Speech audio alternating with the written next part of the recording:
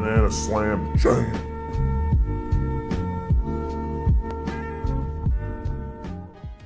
No impact BSJ? True, I had no impact. Absolutely no impact. I think the Ags needs to come one item later just because it needs to synergize with your level 20, I think. The Ags before level 20 kind of feels... I think before level 20 makes no sense. So I should have gone like BKB or Shadow Blade. Why Mask of Madness? I personally am a big fan of the Mask of Madness. With Midas, it feels like I have major sustain issues.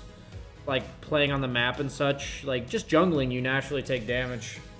And that doesn't really get solved until level 15. And then level 15, you have to take a 15% lifesteal talent rather than Storm Dispels. And like the Stormhammer Dispels talent's like fucking insanely good. It purges Ghost Scepters, it purges Yule Scepters, it purges buffs like Lich Armor. Like, it's way too good. It's way too fucking good. So in my eyes, if I have to compensate for a Midas by taking a 15% lifesteal talent over that talent, I'd rather just have a Mask of Madness. That's my opinion. I know a lot of other people are going Midas. I don't believe in it. It's not necessarily saying that I think they're wrong. I just think... For me personally, I much prefer Mask of Madness. It's either like Phase Midas or Tread's Mask of Madness, and the Tread's Mask of Madness feels really nice. I feel like the only reason Mask of Madness Sven fell off was because his E stopped giving armor. It gave damage block, but now his E gives armor again, so Mask of Madness, you don't really feel like the downside of it. How greedy is Mask of Madness and Midas? It just seems kind of overkill at that point. On Sven, you farm so fast, you'll just run out of slots.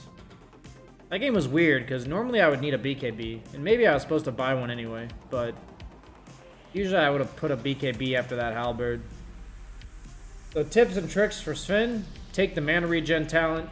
I like Mask of Madness.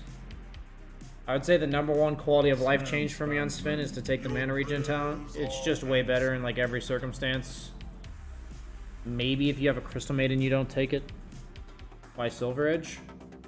I wanted some form of mobility. It could either be Blink or Silver, I think.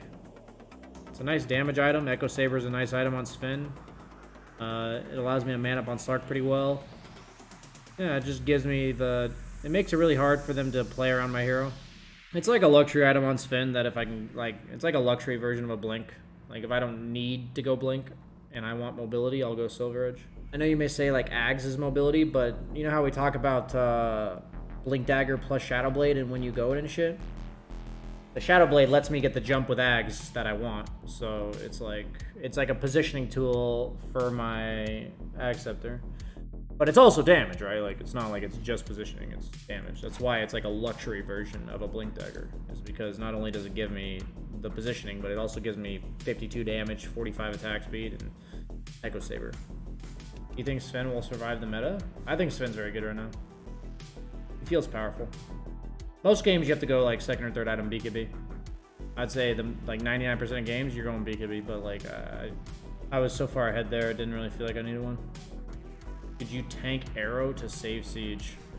Matter of nothing, whether or not you can afford it, like health wise, and you're not afraid of dying. In my lane, I was at like 2/3 health and not much regen, so I didn't want to tank arrow.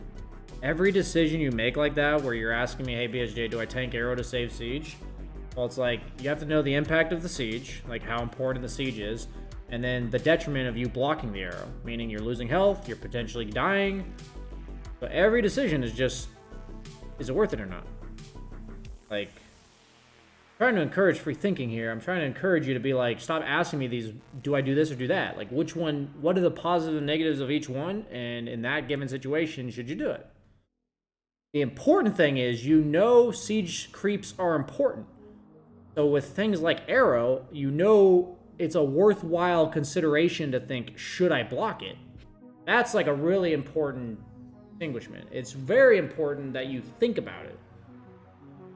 Right? Like, if you just don't give a shit about your siege creeps and let them die to arrows without even considering blocking it, that's a problem. Like, that's bad. But if you're asking those questions, I think it's fine to ask them on stream, but I think at the same time, it's just like, I would say like every single time a Marana arrows the creep, I'm considering blocking it, but I don't have an answer for you on which one's better. Like, if I can, I will, right? Like, if I can afford to block it, I will. Do you think Sven's ult damage is enough to not buy crit?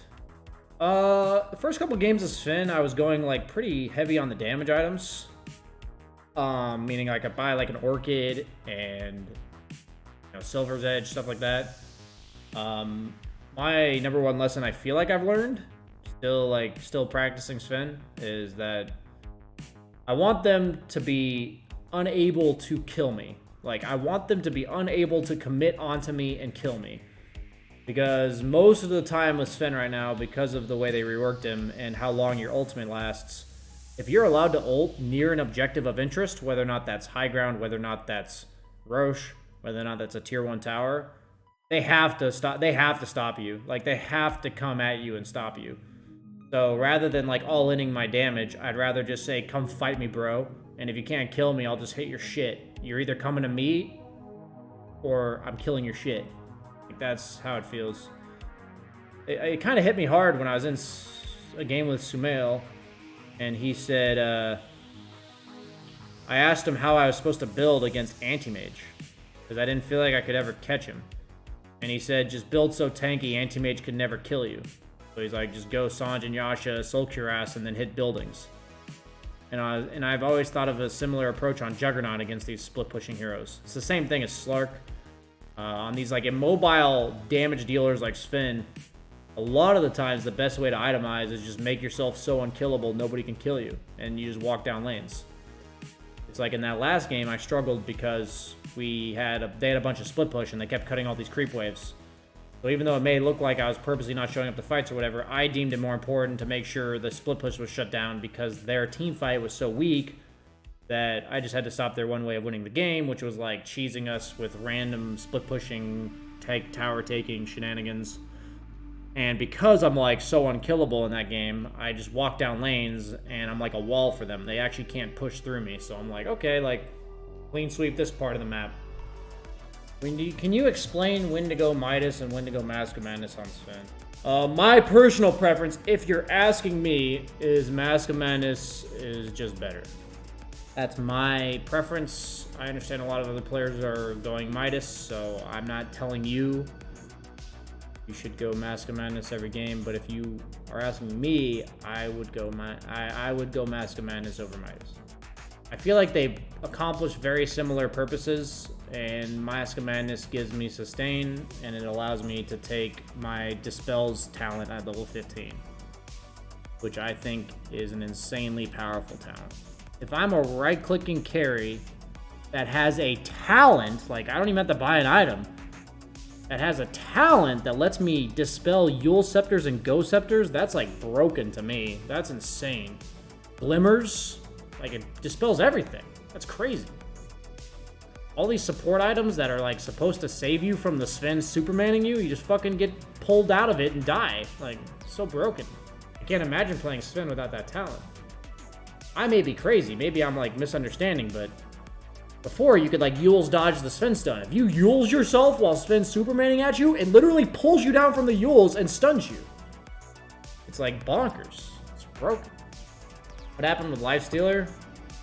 I think the hero's like situationally 10th pickable.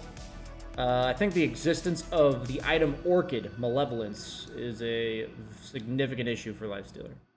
I think the only way to play Lifestealer now is potentially Midas, but then Armlet Deso, and you play like super hard right click, Infest Lifestealer, just because of Orchid Malevolence. At the highest level, it feels like Orchid Malevolence is bought on one hero on each team almost every single game.